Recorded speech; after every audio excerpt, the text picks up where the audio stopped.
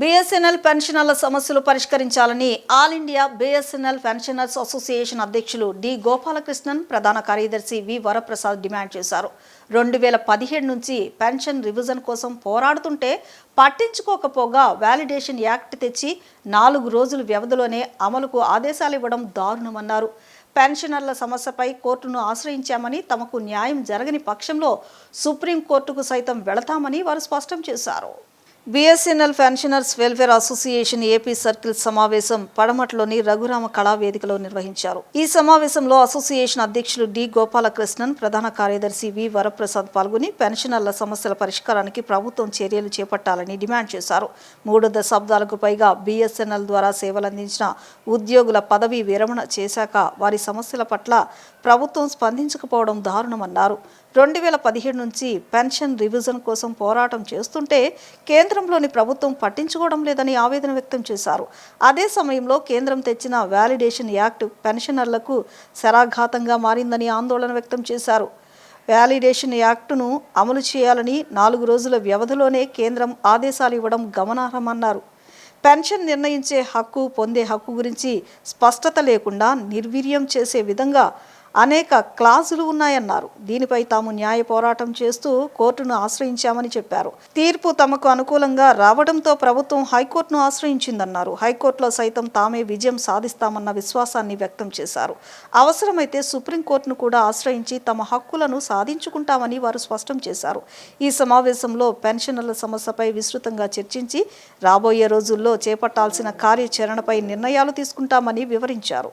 ఈ సమావేశంలో రాష్ట్రం నలుమూలల నుంచి తరలివచ్చిన బీఎస్ఎన్ఎల్ పెన్షనర్లు వందలాది మంది పాల్గొన్నారు. నిన్న 17వ తారీఖున విజయవాడ కృష్ణా జిల్లా మహాసభలు జరిగాయి. ఈరోజు 18న రాష్ట్ర మహాసభలు జరుగుతున్నాయి. దాదాపు 400 మంది ప్రతినిధులు ఈ సమావేశానికి హాజరయ్యారు. రాష్ట్రంలో అన్ని జిల్లాల నుంచి కూడా హాజరయ్యారు. ఇది 3 ఏళ్లకు ఒకసారి జరిగేటువంటి మహాసభ. ఈ మహాసభకి ముఖ్య అతిథిగా మా national president comrade D Gopalakrishnan గారు, అలాగే నేను జనరల్ సెక్రటరీగా, అలాగే మా ఆల్ ఇండియా ట్రెజరర్ టిఎస్ విక్టోబన్ గారు, ముగ్గురు కూడా హాజరై ఉన్నాము. ఇక్కడ ముఖ్యంగా ఈ మహాసభల యొక్క ఉద్దేశం ఏంటంటే సంస్థాగతంగా కొన్ని నిర్ణయాలు తీసుకోవడం, పటిష్టపరచడం, ఈరోజు దేశంలో ఉన్నటువంటి పెన్షనర్ సమస్యల మీద విస్తృతంగా చర్చించి రాబోయే రోజుల్లో ఎట్లాంటి కార్యాచరణ చేయాలి అనేటువంటి విషయాల గురించి చర్చిస్తూ ఆ నిర్ణయం తీసుకోవడానికి ఈ మహాసభలు ఉపయోగపడతాయి, ప్రయోజనకరంగా ఉంటాయి. అయితే ప్రస్తుతం మేము ఎదుర్కొన్నటువంటి సమస్యల గురించి ప్రస్తావించవలసి వస్తే మొట్టమొదటిగా మా పెన్షన్ రివిజన్ సమస్య. బీఎస్ఎన్ఎల్లో రిటైర్మెంట్ పెన్షనర్లకి 2017 నుంచి రావాల్సినటువంటి పెన్షన్ రివిజన్ ఈ రోజు వరకు జరగల. దాని మీద ఎన్నోసార్లు అధికారులతో చర్చించాం, రాజకీయ నాయకుల్ని కలిసాం, సంప్రదించాం, ఒప్పించడానికి ప్రయత్నం చేశాం. అయినప్పటికీ కూడా మా ప్రయత్నాలు సఫలం కాకపోవడంతో మేము కోర్టుకు కూడా వెళ్ళవలసిన పరిస్థితి వచ్చింది. కోర్టుకు కూడా వెళ్ళాం. ఢిల్లీలో ఉన్నటువంటి పీబీ క్యాట్ ఢిల్లీ దానికి వెళ్ళి దాంట్లో మా కేసు వేశాం. అందులో 3 సంవత్సరాల తర్వాత పోరాటం తర్వాత విజయం సాధించడం కూడా జరిగింది. దాన్ని అమలుపరచమని ప్రభుత్వాన్ని కోరితే ప్రభుత్వం దాన్ని కూడా అమలుపరచకుండా నిర్లక్ష్యంగా ఈరోజు హైకోర్టులో రిట్లో వేశారు. హైకోర్టులో కూడా మేము గెలుస్తామన్నటువంటి ఆశాభావం మాకు పూర్తిగా ఉంది. అది కూడా రాబోయే 1-2 నెలల్లోనే పూర్తవుతుంది. అది వచ్చిన తర్వాత మరలా ప్రభుత్వం దాన్ని కూడా అమలుపరచాలనే ప్రయత్నం చేస్తాం. అమలుపరచకపోతే సుప్రీంకోర్టుకు వెళ్ళి కూడా మా యొక్క ఈ సమస్యని పూర్తిగా పరిష్కారం అయ్యే వరకు కూడా సంస్థాపకంగా అలాగే న్యాయపరంగా పోరాటం కొనసాగించాలన్నది మా ఈ మధ్యకాలంలో మా ఆల్ ఇండియా మహాసభలు ఎర్నాకుళంలో జరిగే అక్కడ తీసుకుంటున్న నిర్ణయాన్ని అమలుపరిచే విధంగా దాని మీద కార్యాచరణ ఉంటుంది. అలాగే ప్రభుత్వం గత మార్చి 2025న వ్యాలిడేషన్ చట్టాన్ని ఒకదాన్ని తీసుకొచ్చింది. ఆ వ్యాలిడేషన్ చట్టం యొక్క ఉద్దేశం ఏంటంటే పెన్షనర్ల యొక్క సమస్యల్ని పరిష్కరించకుండా అట్లాంటి సమస్యల గురించి ఎవరైనా కోర్టుకు వెళ్ళినా కూడా ఆ కోర్టు తీర్పులు కూడా అమలు అవ్వకుండా ప్రభుత్వానికి హక్కులు కావాలని చెప్పి ఆ హక్కుల కోసం ప్రభుత్వం ఒక చట్టాన్ని తయారు చేసింది. సుప్రీంకోర్టు ఇచ్చేటువంటి తీర్పులు కూడా అమలు చేయాల్సిన అవసరం లేని విధంగా ప్రభుత్వానికి అధికారాలు కావాలి అని ఆలోచించటమే ఒక నిరంకుశ విధానం అది. అట్లాంటి విధానాన్ని పూర్తిగా వ్యతిరేకిస్తుంది. మేమే కాకుండా ఈ దేశంలో ఉన్నటువంటి లక్షలాది మంది, దాదాపుగా 70 లక్షల మంది పెన్షనర్స్, సెంట్రల్ గవర్నమెంట్ పెన్షనర్స్ అందరూ కూడా దాని మీద తీవ్ర నిరసన తెలియజేస్తున్నప్పటికీ కూడా గత సంవత్సరంగా ప్రభుత్వం దాన్ని ఏం పట్టించుకోవడంలా, దాని మీద అది కాక పాత పెన్షనర్లు, కొత్త పెన్షన్లు అనేటువంటి ఒక విభజన చేసే విధంగా కూడా చట్టాన్ని తీసుకొస్తూ ఉంది.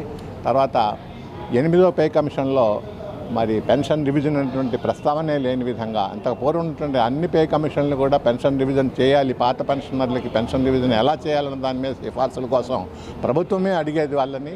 ఈసారి ప్రభుత్వం పే కమిషన్ నియమించినా కూడా అట్లాంటి టర్మ్స్ ఆఫ్ రెఫరెన్స్లో పే రివిజన్ అనేటువంటి అంశాన్ని చేర్చకపోవటం, అలాగే ఎప్పటి నుంచి ఈ పే కమిషన్ సిఫార్సులు అమలవుతాయన్న తేదీ కూడా లేకపోవటం, అలాగనే కాస్ట్ ఆఫ్ ఫండ్ అనే అన్ఫండెడ్ కాస్ట్ ఆఫ్ పెన్షన్ అనేటువంటి దాన్ని ఒక పదజాలాన్ని వాడుతూ, అంటే ఇప్పుడు ఇచ్చేటువంటి పెన్షన్లన్నీ ప్రభుత్వం తనకు వచ్చేటువంటి మామూలు ఆదాయం నుంచి పే చేస్తున్నాం తప్ప దీని మీద పెన్షనర్లు మాకేం ఇవ్వటం లేదు, వాళ్ళకి ఊరికే ఇస్తున్నాం అనే భావన ప్రజల్లో కలిగించే విధంగా అట్లాంటి పదజాలాన్ని కూడా వాడుతూ 8వ పే కమిషన్ సిఫార్సుల్ని తయారు చేయమని ఈ ఖర్చుల భాషలో మాట్లాడడం అనేది చాలా పెన్షనర్లకి చాలా తీవ్రమైన నిరాశను కలిగిస్తోంది.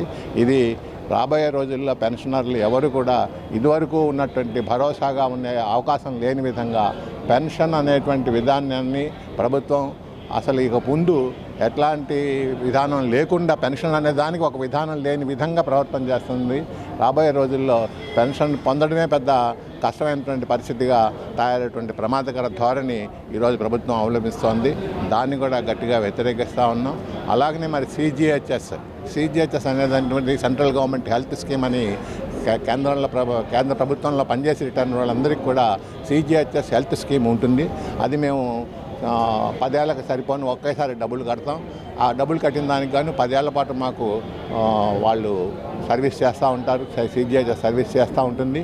సరే, అక్కడ ఉన్నటువంటి సదుపాయాలు ఆరాకొరగా ఉండి దానికోసం మేము పోట్లాడుతూ ఉంటే ఇప్పుడు ఒక కొత్త ఇన్సూరెన్స్ విధానాన్ని తీసుకొచ్చి ఇన్సూరెన్స్లో డబ్బులు మీరు కట్టుకోండి, ఇన్సూరెన్స్ వాళ్ళు మీకు అయ్యేటువంటి ఖర్చు వాళ్ళు భరించాలి అని ప్రభుత్వం తప్పించుకునేటువంటి విధానంగా సిజిహెచ్ఎస్ని ఇంప్రూవ్ చేయమని ఒక పక్క అడుగుతూ ఉంటే ఇంకో రకంగా ఈ ఇన్సూరెన్స్ స్కీముని పెట్టి పక్కదారి పట్టించి ఆ ఖర్చును కూడా తగ్గించుకునేటువంటి ప్రయత్నం చేస్తూ ఉంది. ఈ రకంగా సీనియర్ సిటిజన్లకి మరి ప్రభుత్వంలో పనిచేసి రిటైర్ అయిన వాళ్ళకి గౌరవంగా బతికేదానికి డిఫర్డ్ వేజ్ అనేటువంటి సిస్టమ్ ద్వారా పెన్షన్ పొందుతూ ఉంటే దాన్ని నీరుగార్చడం, అలాగే ఈ ఆరోగ్య బీమా అనే దాన్ని ఒక కొత్త విధానం అంటే ఇది మామూలుగా మనం అందరూ డబ్బులు కట్టి తీసుకుంటాము ఏది ఉన్నప్పటికీ కూడా, అది ప్రభుత్వం చేస్తున్న విధానంగా దాన్ని ఒక తంతుగా మార్చి ఈరోజు అందరి మీద రుద్దేటువంటి ప్రయత్నం కూడా చేస్తూ ఉంది. కాబట్టి దీన్ని అన్నింటినీ కూడా వ్యతిరేకిస్తూ ఇప్పుడు జరుగుతున్నటువంటి ఈ మహాసభలు నిర్ణయాలు తీసుకుంటాయి. సుప్రీంకోర్టులో ఆల్రెడీ వ్యాలిడేషన్ చట్టానికి వ్యతిరేకంగా అది అన్కాన్స్టిట్యూషనల్ అని అల్ట్రా వైర్స్ అని చెప్పేసి మేము ఛాలెంజ్ చేస్తూ ఉన్నాం. అది కూడా అన్ని సంఘాలు, దేశంలో ఉన్నటువంటి దాదాపు 50 సంఘాలు పార్టిసిపేట్ చేస్తూ ఉన్నాయి. ఆ ఆందోళనలో ఒక 19 సంఘాలు సుప్రీంకోర్టులో కేసు కూడా వేసి ఉన్నాయి. ప్రభుత్వ నిర్ణయాన్ని వ్యతిరేకిస్తూ దాన్ని ఛాలెంజ్ చేస్తూ అది రద్దు చేయాలని చెప్పి కూడా ఒక డిమాండ్ చేస్తూ ఉన్నాం. ఈ అన్ని డిమాండ్లతో పెన్షనర్ సమాజానికి కావాల్సిన అన్ని పనులు చేయడానికి all India BSNL pension welfare association అన్ని వేళలా ముందుంటుందని చెప్పేసి మీ ద్వారా కూడా మొత్తం దేశానికి తెలియజేస్తూ, అలాగే ప్రభుత్వం మీద కూడా మీ మీడియా తరఫున కూడా ఈ యొక్క రిపోర్టులు పంపిస్తే ఒత్తిడి కలుగుతుంది. అలాగే ప్రభుత్వాన్ని కూడా ఈ వ్యాలిడేషన్ చట్టాన్ని రద్దు చేయాలని, 8వ వేతన సంఘ సిఫార్సుల్ని టర్మ్స్ ఆఫ్ రెఫరెన్స్ని కావలసిన విధంగా మాడిఫై చేయాలని, సిజిహెచ్ఎస్ ద్వారా ఇచ్చేటువంటి ఇన్సూరెన్స్ స్కీముల్ని వాటిని కూడా పెట్టి ప్రలోభ పెట్టద్దని చెప్పి ప్రభుత్వాన్ని గట్టిగా డిమాండ్ చేస్తున్నాం.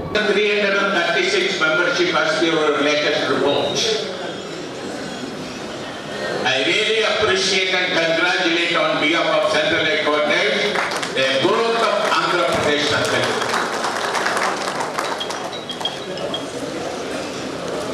It's really wonderful growth.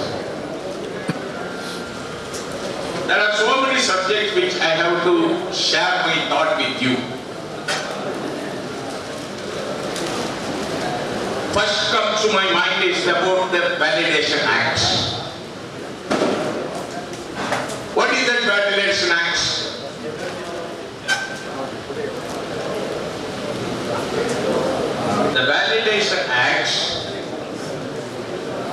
was introduced along with the Finance Act of 25-26, which was passed by the Parliament of 24th March 2025.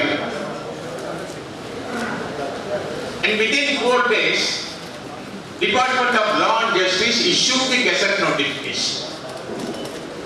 That much of urgency. Voice కూడా ఇప్పిద్దాం బయట అరేంజ్ చేస్తాం. See, we are fighting for pension revision right from 2017. For the past 9 years, the government is not willing to take a decision on that. But when it comes to Validation Act, within 4 days, the Gazette notification was issued. Such a false approach by this government. What it says, I will not go into complete details. The Act says, notwithstanding anything contrary contained in any judgment, degree or order of any court, tribunal or authority, and notwithstanding anything contained in the pension rules, A, it is hereby clarified that the central government has the authority and shall always deem to have had the authority to classify its pensioners and may create or maintain distinction amongst pensioners as deemed expedient for implementing the recommendations of the Central Pay Commission under this part. It is also clarified that the date of retirement of pensioners shall be the basis of distinction and for classification in regard to pension entitlement. This is the crux of this Validation Act.